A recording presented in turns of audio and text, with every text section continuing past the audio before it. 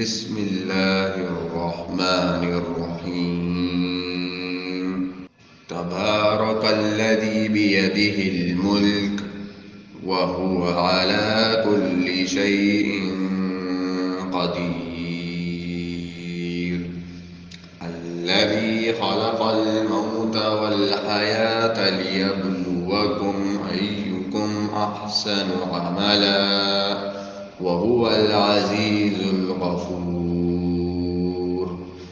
الذي خلق 7 سماوات طباقا ما ترى في خلق الرحمن من تفاوت فارجع البصر هل ترى من فطور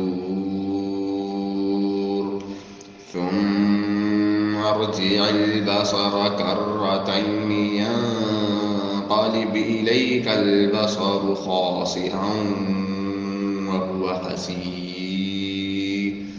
ولقد زينا السماء الدنيا بمصابيح وجعلناها رجوما للشياطين وأعتدنا لهم عذاب السعير. وللذين كفروا بربهم عذاب جهنم وبئس المصير.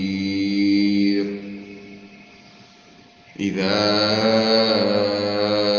ألقوا فيها سمعوا لها شهيقا وهي تفور تكاد تميز من الغيظ كلما ألقي فيها فوج سألهم خزنتها ألم يأتكم نذير قالوا بلى قد جاءنا نذير فكذبنا وقلنا ما نزل الله من شيء إن أنتم إلا في ضلال كبير. وقالوا لو كنا نسمع أو نعقل ما كنا في أصحاب السعير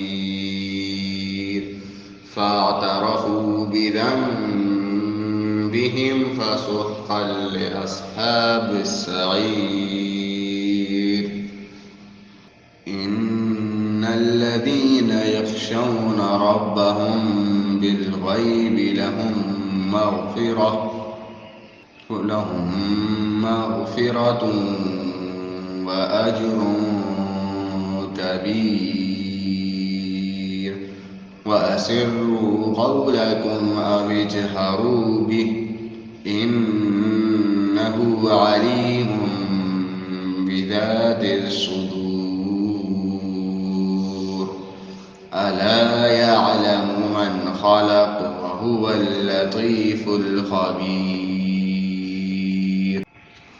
هو الذي جعل لكم الأرض ذلولا فامشوا في مناكبها وكلوا من رزقه وإليه النشور. أأمنتم من في السماء أن يخسف بكم الأرض فإذا هي تمور أم أمنتم من في السماء أن يرسل عليكم حاسبا فستعلمون كيف نذير.